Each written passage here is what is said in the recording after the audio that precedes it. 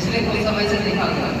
इसीलिए राज्य शासन ने निर्णय लिया है कि इन आपदाओं से निपटने के लिए प्राकृतिक आपदाएं या कृत्रिम आपदा हो, इनसे निपटने के लिए हम अपनी सोसाइटी को, अपने समाज को किस प्रकार से तैयार कर सकते हैं, उस संबंध में आज की बैठक का आयोजन किया गया है। हमने राज्य शासन के जो निर्देश है उसके अनुसार मैं आपको अवगत कराना चाहूँगा कि राज्य शासन ने ये निर्देश दिया है कि हमें सिविल डिफेंस सोसाइटी बनानी है। सिविल डिफेंस के लिए सोसाइटी को के अंदर से देखिए कोई भी इस तरह की जब परिस्थितियाँ होती हैं तो पुलिस या हेल्थ डिपार्टमेंट या रेवेन्यू डिपार्टमेंट, नगर पालिका, इन पे डिपेंडेंट रहते हैं और हम सोचते हैं कि सिर्फ इनका काम है आपदाओं से निपटने का, लेकिन आम जन को भी अपना सहयोग इस देश के लिए देने के लिए तैयार रहना चाहिए। इस संबंध में राज्य शासन ने निर्देश दिया है कि सिविल डिफेंस सोसाइटी का हम लोग अपने क्षेत्र में उसका निर्माण करेंगे। इसके लिए वॉलंटियर्स हमें सिविल डिफेंस के लिए वॉलंटियर्स का हम लोगों को नियुक्त करना है और वो वॉलंटियर्स जो है उनके रजिस्ट्रेशन करना और रजिस्ट्रेशन के बाद उनकी ट्रेनिंग प्रोग्राम हम लोग करेंगे आगे। तो आप लोगों से मेरा पहला निवेदन ये है कि सिविल डिफेंस के लिए वॉलंटियर्स आप स्वयं भी हो सकते हैं, अपने आने वाले अपने आसपास के नौजवान युवाओं को या बुजुर्गों या महिलाओं, बच्चे हो, सभी, इसमें कोई उम्र का या किसी प्रकार का कोई बंधन नहीं है। आप इसमें सभी लोगों को सिविल डिफेंस वॉलंटियर बनने के लिए प्रेरित करें और हमारे नगर पालिका के वार्ड के प्रभारी हो या पंचायतों के GRS हो या सचिव हो, इनके माध्यम से उसका रजिस्ट्रेशन किया जाएगा। रजिस्ट्रेशन के उपरांत हम लोग आने वाले समय में मतलब 1-2 दिन के अंदर हम फाइनलाइज कर लेंगे कि कौन कौन हमारा सिविल डिफेंस वॉलंटियर होगा। उसके बाद इसी हफ्ते में हम लोग इसके ट्रेनिंग प्रोग्राम, एक ट्रेनिंग को बेसिक ट्रेनिंग दी जाएगी कि आपदा के समय में किस तरह से आने वाले समय में हमने ब्लैकआउट की ड्रिल करी, तो ब्लैकआउट के समय हमें क्या, इसके साथ साथ आपदाओं के समय हेल्थ के लिए बेसिक ट्रेनिंग देंगे। फर्स्ट एड कैसे करना है, फर्स्ट एड के जरिए अगर कोई व्यक्ति घायल हो जाता है या किसी आपदा में, बाढ़ में भी, भूकंप में भी किसी प्रकार से घायल होता है तो हम उसको तुरंत फर्स्ट एड दे सकें। तो ये बेसिक ट्रेनिंग हमारे जो सिविल डिफेंस वॉलंटियर्स हैं उनको दी जाएगी।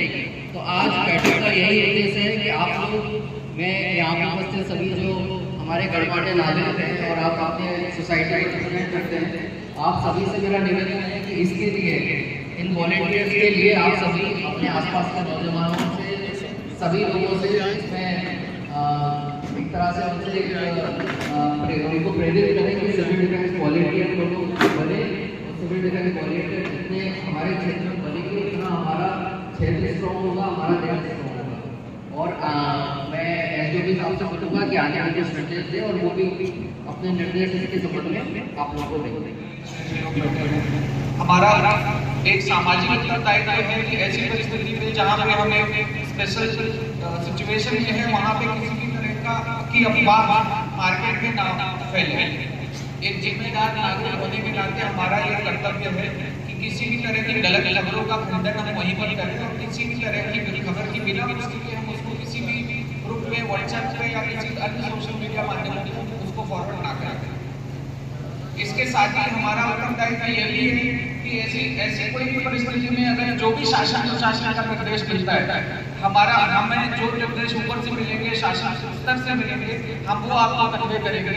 और वह आपका काम है, आप अपने ग्रासरूट लेवल पे जितने भी लोग हैं, चाहे वो किसी के पास फोन है, नहीं है, कोई ठेला लगाने वाला है या कोई कहीं किसी स्लम में रह रहा है, हर किसी तक आपको मैसेज पहुँचाना है।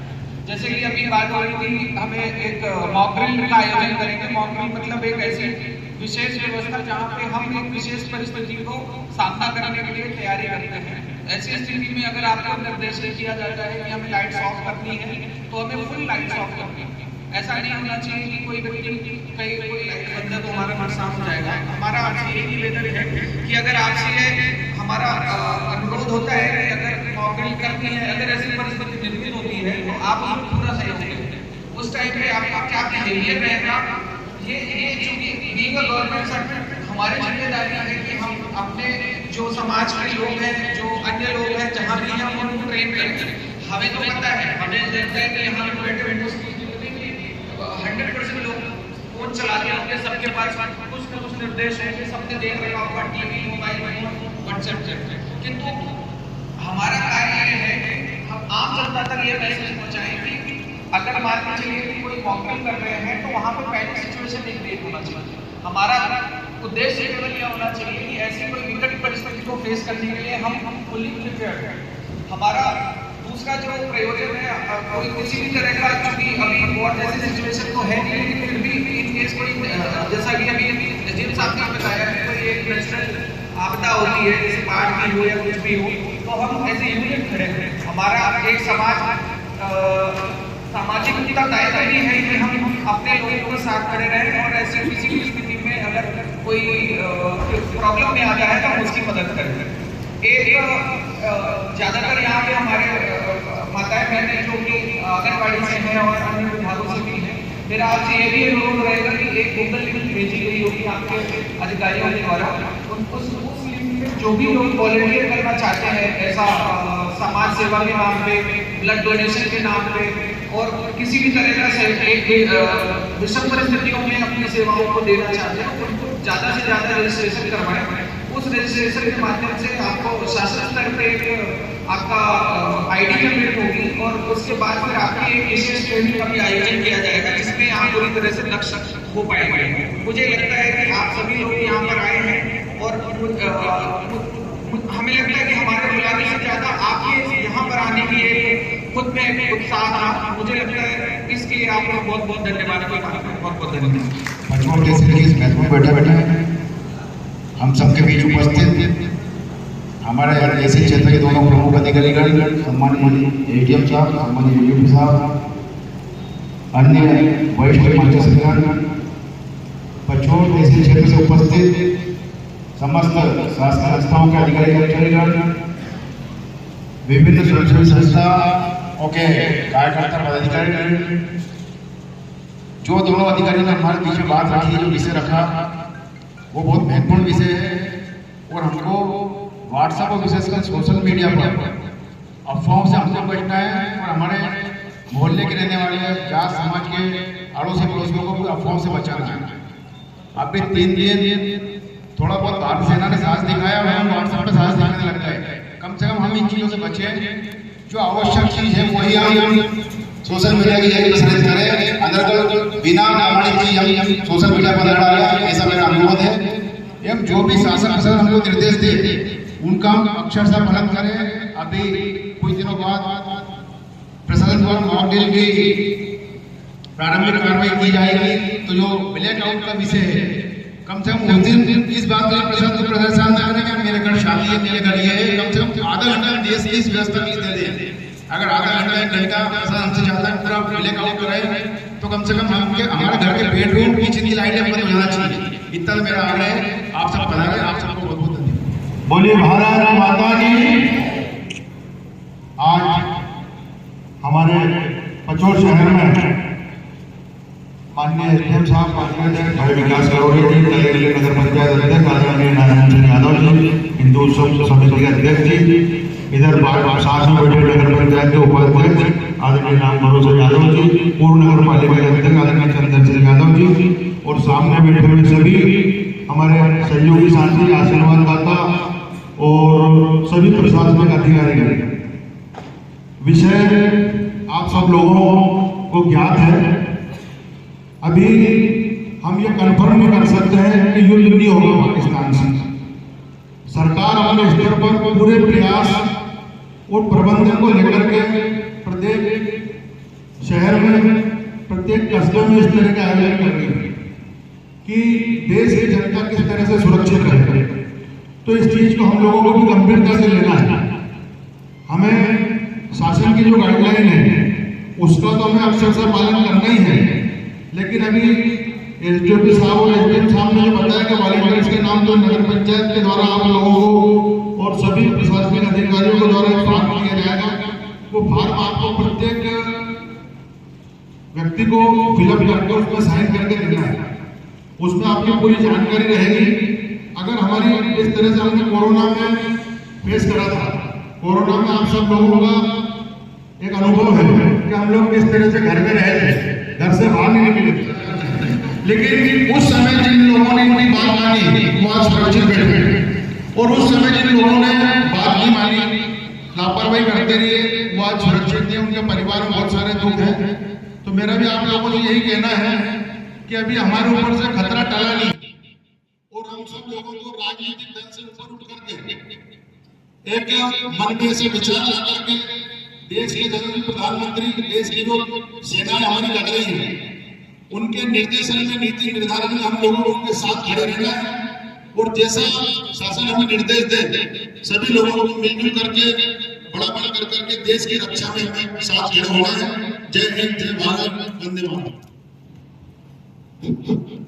बोलिए भारत माता की, भारत माता की। आज के हमारे प्रशासन की ओर से जो आपदा प्रबंधन की जो बैठक रखी गई है, इस पर उपस्थित हमारे एसडीएम साहब, एसडीएम साहब, नगर परिषद अध्यक्ष, मंडल अध्यक्ष, हमारे दोस्तों सभी के सदस्य जी, नारायण सिंह जी, दलत के अध्यक्ष जी, शंकर सिंह जी, उपस्थित सभी 55 नगर के गणमान्य नागरिक भक्तों को आपका शुक्रिया। ये आपदा प्रबंधन क्यों जरूरी है, इसके प्रशिक्षण में इसके वॉलंटियर बनने क्यों जरूरी है, ये पूरे देश में मुहिम चल रही है क्योंकि आजकल बड़ी जगह बहुत होते हैं। इसके लिए भी आप एक कमेटी बना गाँव में या नगर हो, गाँव में इसका विचार करना चाहिए। जय हिंद, जय भारत।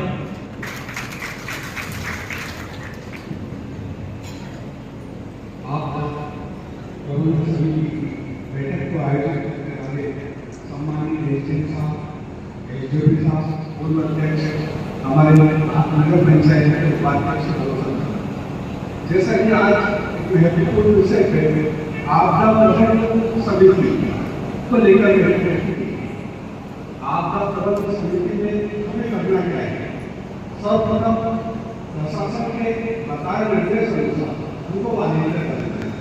हम जितने यहाँ लोग हैं वो एक एक व्यक्ति इतना सक्षम है कि 100 वॉलंटियर बना सकता है। तो प्रथम चीज जो भी प्रशासन निर्देश देगा हम वॉलंटियर रहेंगे, वॉलंटियर बन के हम प्रशासन का पूर्ण सहयोग करेंगे।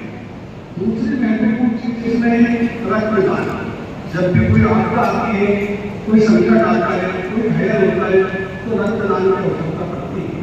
मैं प्रशासन को आश्वस्त करता हूँ कि बच्चों रक्तदान के मामले में हमेशा यही रहा है, जब हमें रक्त एक एक बूंद प्रशासन को देश की जरूरत पड़ेगी, हम समर्पित करने के लिए तैयार हैं। ये सिर्फ प्रशासन को निर्देश देगा, उन निर्देशों को हमको पालन करना है। प्रशासन ने कहा कि लाइन बंद करनी है तो लाइन बंद करो। प्रशासन ने कहा कि हमें सहयोग करना है तो जो भी आप सहयोग के लिए हमसे अपेक्षा करेंगे, निश्चित रूप से पूरा प्रयास करेंगे कि हम आपकी अपेक्षाओं को पूरे करें। हम सब मिलकर देश के लिए, प्रशासन के लिए पूर्ण सहयोग करने के लिए तैयार हैं।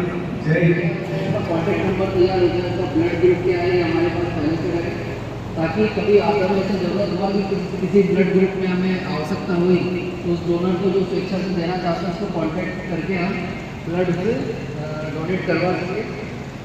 एक इम्पॉर्टेंट चीज़ और है कि कुछ जानकारियाँ शासन के द्वारा या प्रशासन के द्वारा मांगी जा रही हैं। जैसे अभी हम लोग फ्यूल पेट्रोल पे कितना है उसका हम जानकारी रख रहे हैं। ये हमारा परीक्षण के स्तर पे है, मतलब अभी को जैसा आप भी जानते हैं, ऐसा जो मीडिया में या पेपर या न्यूज़ चैनल के माध्यम से जितनी जानकारी आपको उतनी मुझे है, और यही जानकारी कि अभी हम लोग कुछ योजनाओं में करने वाले हैं। लेकिन परीक्षण के स्तर पे चाहिए कि हमारे कभी ऐसी स्थिति हो जाए तो हमारी तैयारी करने तो हम लोग जानकारी मांगते हैं, जैसे पेट्रोल की जानकारी मांग रहे हैं या हमारे क्षेत्र में राशन कितना है, राशन की जानकारी मांग रहे हैं, तो हमें ब्लड को भी रोकना पड़ेगा। तीन तीसरी चीज होती है बी से बर्न। मान लीजिए अगर बम विस्फोट होता है तो जल जाते हैं बहुत सारी चीजें, और सबसे ज्यादा इंजरीज पे वॉर में ही होती जलने वाली इंजरी। तो देखें घर पे कोई भी वॉलंटियर्स होते हैं, यदि कोई जल जाता है तो कोलगेट या आटा वाटा नहीं लगाना हमें सबसे पहले क्या करना है, जहाँ पे भी जला है पहले आग से दूर करें, उसके बाद रनिंग वाटर जो होता है, ठंडा रनिंग वाटर, बहुत ज्यादा ठंडा नहीं ना ही बर्फ, दोनों ही नुकसान करेंगे। नॉर्मल एक ठंडा पानी है, उससे हम क्या करते हैं, घाव पे रख दें और एक बिना चिपकने वाली पट्टी, या तो उसमें बेटाडीन ऑइंटमेंट लगा के एक पट्टी से उसके ड्रेसिंग करते हैं, उसके बाद उसे निकाला जा सकता है, अस्पताल ले जा सकते हैं। इन सारी सिचुएशन के बाद यदि कोई बेहोश हो जाता है तो हमें उसे देना होता है CPR। CPR देते हैं। मान लीजिए बेहोश हो गया, होश में नहीं आ रहा, तो CPR देने के लिए हम क्या करते हैं, कोई भी व्यक्ति है जमीन पे लेटा हुआ है, हमें उसके सीने पे यहाँ पे इस पोजीशन पे एकदम सेंटर में यहाँ पे हाथ रखना है, हाथ को इस तरीके से रखना है, ये हाथ ऐसा रखा और उसके बाद ये हाथ रख के ऐसे, ये सीधा हाथ रखेंगे, इसके बाद हमें ऐसे रखना है और ये रख के पूरा एकदम स्ट्रेट होना है, एकदम स्ट्रेट होकर उसकी छाती पे हमें हमारे शरीर का वजन उस पर देना है और ऐसे बहुत बार हमें उसके चेस्ट को कंप्रेस करना है। चेस्ट को हम कंप्रेस कितनी बार करेंगे, 1 सेकंड में 2 बार इस स्पीड से, मतलब 1 मिनट में कितनी बार हो गया, 120 बार। तो ऐसे हम क्या करेंगे, बार बार कंप्रेस करेंगे, 30 बार कंप्रेस करने के बाद में 2 बार उसे मुंह से सांस लेंगे, 30 बार कंप्रेस किया और 2 बार उसे किया सांस लिया। इससे हो सकता है यदि किसी की जान जाने वाली हो तो वो जान बच जाए। इसके अलावा बाकी हम लोग स्वास्थ्य विभाग का सदैव तत्पर रहेगा और जो भी जानकारी आप चाहिए हमारे डीओ साहब बैठे हुए हैं, हमारे मेडिकल विशेषज्ञ बैठे हुए हैं, आप उनसे मिल सकते हैं। बहुत बहुत धन्यवाद।